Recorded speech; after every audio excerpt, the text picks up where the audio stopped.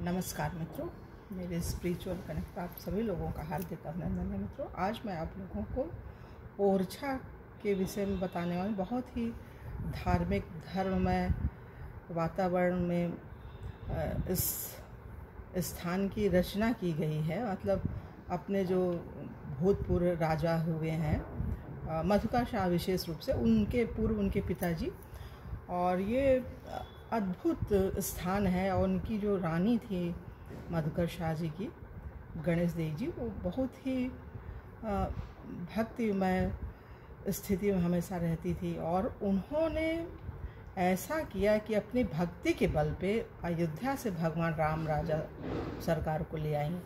तो ये तो बहुत अद्भुत जगह है मित्रों, सबको देखना चाहिए। तो उसके बारे में बताने वाली हूँ। अभी इसको आप लोग ध्यान से सुनेंगे। एक छोटी सी पुस्तक है, ये मिली है हमको। अभी हम ओरछा गए भी थे 29 जून को। तो ये हमने देखा, उस समय तो लॉकडाउन चल रहा था, राम राजा सरकार के दर्शन तो नहीं हो पाए, लेकिन जो मंदिर उनके लिए बना हुआ था, उस मंदिर में उन्होंने अपने भगवान जी को, जो मधुकर शाह जी थे, कृष्ण भगवान जी को, चतुर्भुज नारायण जी को, उनको विराजमान कराया। तो उनका दर्शन हुआ, वो खुला हुआ था। और अब जाएंगे मित्रों, ज़रूर जाएंगे। हमें क्या है ना कि जीवंत भक्त हैं। ये कलयुग के 400 वर्ष पूर्व की घटना है। और भगवान जी पहले खड़े थे और वो वहाँ पे बैठे उनके महल में और बोले थे कि यहाँ सब जाएंगे। नहीं तो लोगों ने देखा था, अनुभव किया था। तो वो तो भक्ति तो है भी। और डोंगरे जी के बारे में लोग बोलते हैं ये अभी के संत हैं। अभी बहुत से लोगों ने जो देखा है वो हैं, जिंदा हैं। बहुत से लोग बताते हैं कि डोंगरे जी अपने हाथ पे माखन मिश्री रखते थे और भगवान जी आकर के, कृष्ण भगवान छोटे से बालक के रूप में आके खाते थे। तो ये चीज़ तो बड़ी अद्भुत है मित्रों, भक्ति। तो जो भक्ति वाले उसमें होंगे तो देखेंगे, जाएंगे भी। वैसे भी एक ऐतिहासिक जगह भी है ये, तो वो भी है। और मतलब बड़ा सुरम्य वातावरण होता है। हमने उसमें देखा है, वीडियो वगैरह में देखा है। गए तो ज़्यादा हम रह नहीं पाए, मुश्किल से 1 घंटे थे, लेकिन हमें बड़ा अच्छा लगा। हम फिर जाएंगे और 2-3 दिन रहेंगे और वहाँ का पूरा वो करेंगे, आनंद लेंगे। भक्ति के उसमें रह करके भगवान राम राजा सरकार के दर्शन करेंगे, रहेंगे। तो मित्रों चलिए हम लोग शुरू करते हैं। ओरछा दर्शन करके ये पुस्तक है। इसके बारे में पूरा, मतलब ओरछा का इतिहास क्या है, भूगोल क्या है, कैसे क्या है, काफ़ी कुछ चीज़ें इसमें वर्णन की गई हैं। तो उसके बारे में आप लोगों से सुनाते हैं। और उससे पूर्व मित्रों आप लोगों से एक अनुरोध है, यदि मेरे स्पिरिचुअल कनेक्ट को आप लोगों ने सब्सक्राइब ना किया हो तो सब्सक्राइब कर लीजिए और ज़्यादा से ज़्यादा लोगों को शेयर कीजिए और लाइक के बटन भी क्लिक किया कीजिए मित्रों। तो इससे अच्छा लगता है, उत्साहवर्धन होता है, मन करता है और वीडियो बनाए। इधर 1-2 महीने से हम कुछ बना ही रहे हैं, तबीयत ख़राब थी हमारी, तो मार्च से तो बिल्कुल बहुत कम वीडियो बने हैं। पहले तो क्या था कि हम डेली 1 वीडियो तो बनाते ही थे, लेकिन चलिए अब शुरू कर रहे हैं। भगवान की कृपा होगी तो अच्छे से बनाते रहेंगे। तो ओरछा के बारे में थोड़ा सा जानकारी लीजिए मित्रों। भारत के हृदय स्थल मध्य प्रदेश के टीकमगढ़ जिले में स्थित ओरछा जिला मुख्यालय टीकमगढ़ से 80 किलोमीटर दूर है।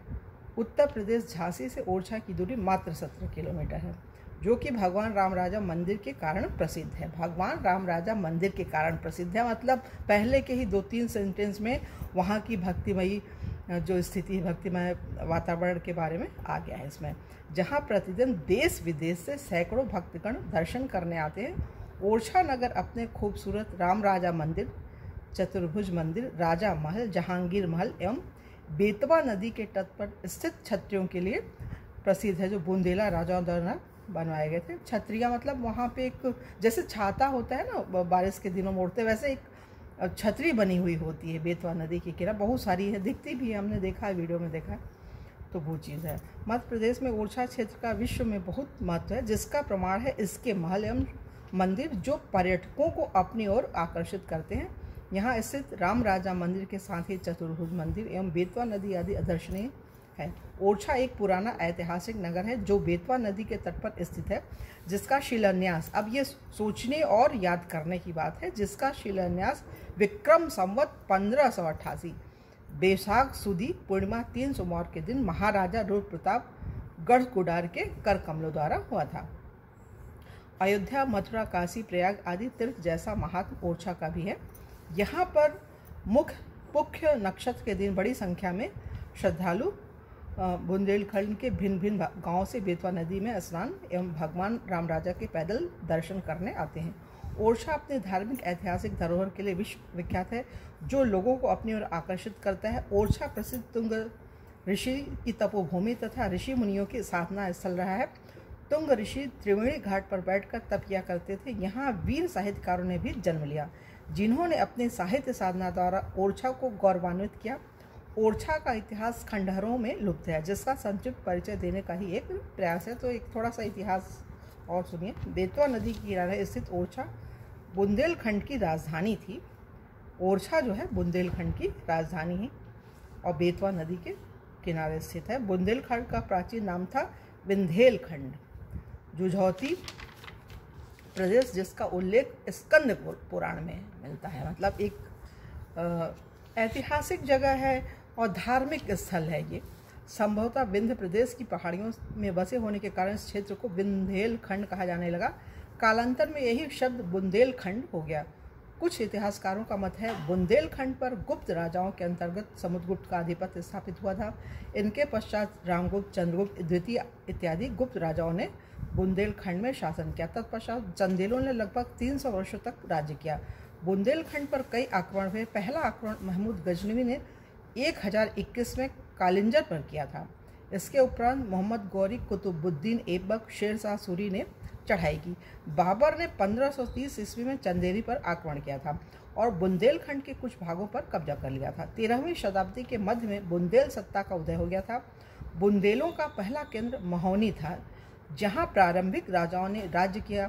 लगभग 14वीं शती ईस्वी में इस भूभाग का नाम बुंदेलखंड पड़ा। बुंदेलखंड शौर्य की गाथाओं का देश रहा और इस भूभाग में लक्ष्मीबाई, झलकारी बाई और आदि वीरांगनाओं ने अंग्रेजों के छक्के छुड़ा दिए और अपने देश की रक्षा के लिए वे बलिदान हो गई। इतिहास इस बात का साक्षी है कि इस वीर भूमि ने रणबांकुरे, छत्रसाल, वीर सिंह जू देव, हरदौल, दुर्गावती, रानी लक्ष्मीबाई आदि अनेकों वीरों को जन्म दिया, जिन्होंने अपने शौर्य से बुंदेलखंड को गौरवशाली बनाने में सक्रिय योगदान किया। बुंदेलखंड का अतीत गौरवशाली रहा। आप हम अतीत का स्मरण करते ही भाव विभोर हो जाते हैं। यह कला का केंद्र रहा, जहाँ के मंदिरों की मूर्तियाँ विश्व को आश्चर्यचकित कर देती हैं।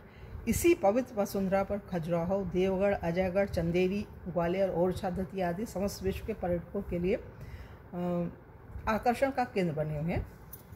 बुंदेलखंड स्थापत्य कला, संस्कृति आदि सभी दृष्टियों से महत्वपूर्ण। यहाँ बेतवा, केन, धसान, चंबल, नर्मदा, सिंध आदि अनेक जलधाराओं का वरदान इसी भूमि को प्राप्त है। जब चंदेलों का शौर्य अस्त हो रहा था, उसी समय काशी से गहरवार वंशी क्षत्रियों की एक शाखा ने बुंदेलखंड की भूमि पर अपना शासन स्थापित किया।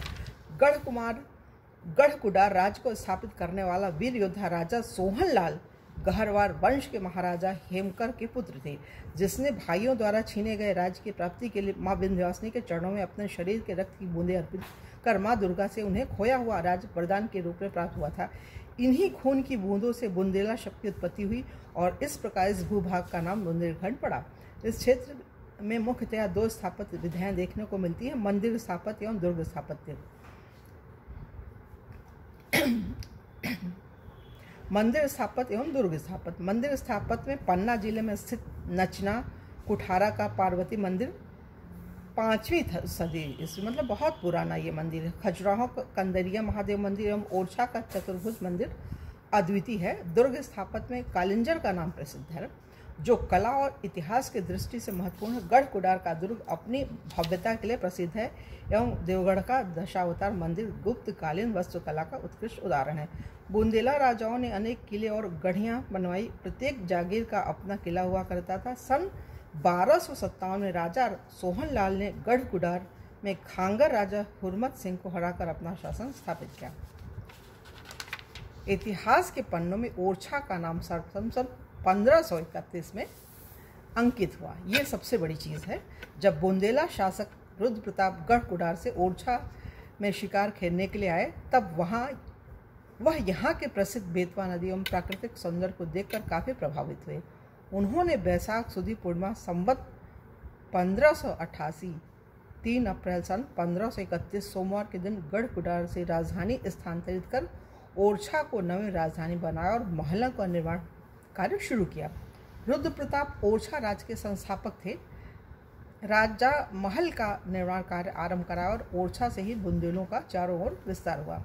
ओरछा राज्य गजेटियर के अनुसार ओरछा राज्य का अधिकतम विस्तार प्रायः उत्तर में यमुना से लेकर दक्षिण में नर्मदा तक और पश्चिम में चंबल नदी से लेकर टॉस नदी तक था। बुंदेल वैभव में इसका वर्णन किया गया है।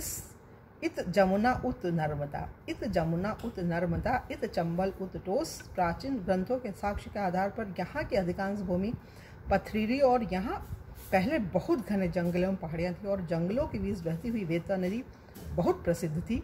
इस नदी का वर्णन हिंदी के प्रसिद्ध कवि आचार्य केशवदास ने अपनी रचना रसिक प्रिया में बहुत सुंदर शब्दों में किया है।